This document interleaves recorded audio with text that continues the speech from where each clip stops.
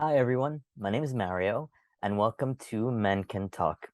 Today, I wanted to talk a little bit about three reasons why men should talk specifically about mental health.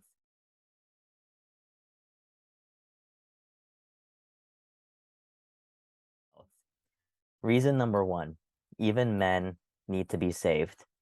We live in a world where men are portrayed as the strong and fearless warriors and saviors of society. This is the case in TV shows, video games, movies. It's ingrained in the culture that boys and girls grow up with, but that doesn't necessarily make it true. According to Our World in Data, in 2017, suicide rates in men were just over twice as high as they were for women. According to the American Foundation for Suicide Prevention, in 2020, men died by suicide 3.88 times more often than women. The highest suicide rates in the US that same year, broken down by race and gender, were highest among white males and American Indian males. We live in a world where men would rather get punched in the face than go and seek help. We would rather get ourselves bruised and beaten and wear that as a guard of honor. But how often do we feel comfortable talking about our life struggles, talking about our feelings, and sharing about our mental and emotional health? Not enough. Men should talk about mental health because it's likely that you know a man or a boy out there that is struggling through everyday challenges in life and longing for an ear of understanding, a helping hand, or a shoulder to cry on.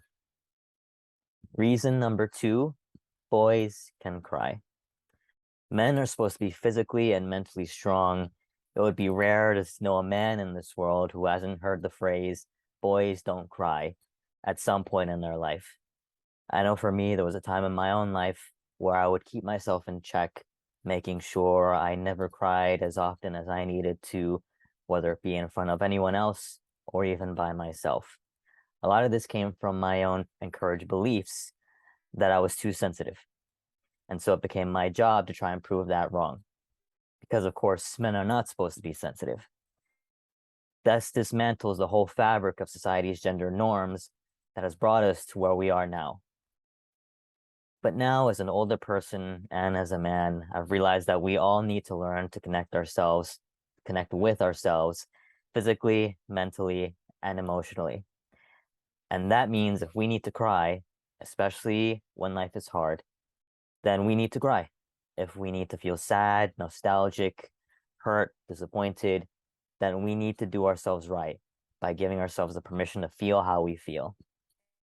If we don't, then yeah, you'll be following the unwritten rules of society.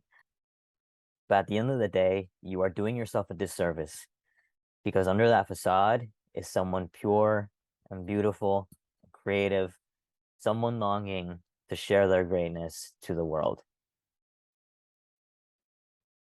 Reason number three, don't be gender stereotypes.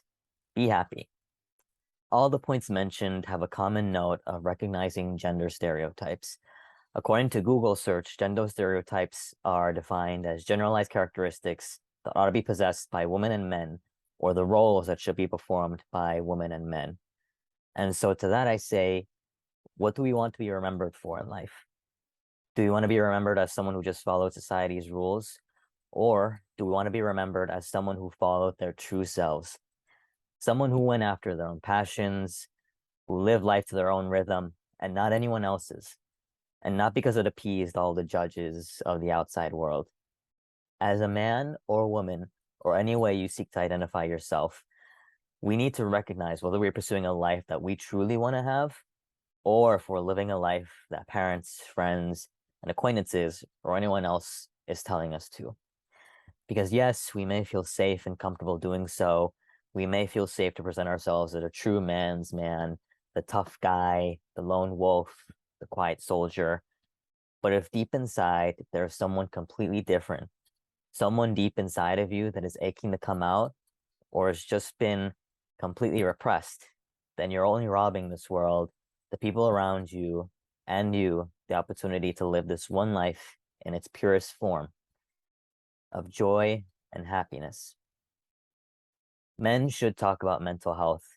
Instead of society creating stereotypes, society needs to normalize real conversations and the opportunities for real connections that can only happen when we all make the choice to be vulnerable. Not necessarily vulnerable about everything and all our weaknesses, but vulnerable about who we really are.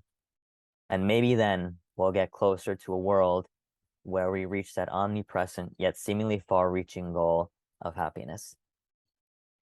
Thank you so much for listening. I hope this can help spark conversations, actions, or thoughts towards the world where mental health is normalized for men, women, and everyone, regardless of who you are or where you come from. As a disclaimer, I am not a mental health professional or licensed mental health counselor, just a person who is sharing their thoughts on an important issue and important issues regarding men's mental health to hopefully spark positive conversations out there in this community and everywhere this reaches. Thank you and have a good day and night.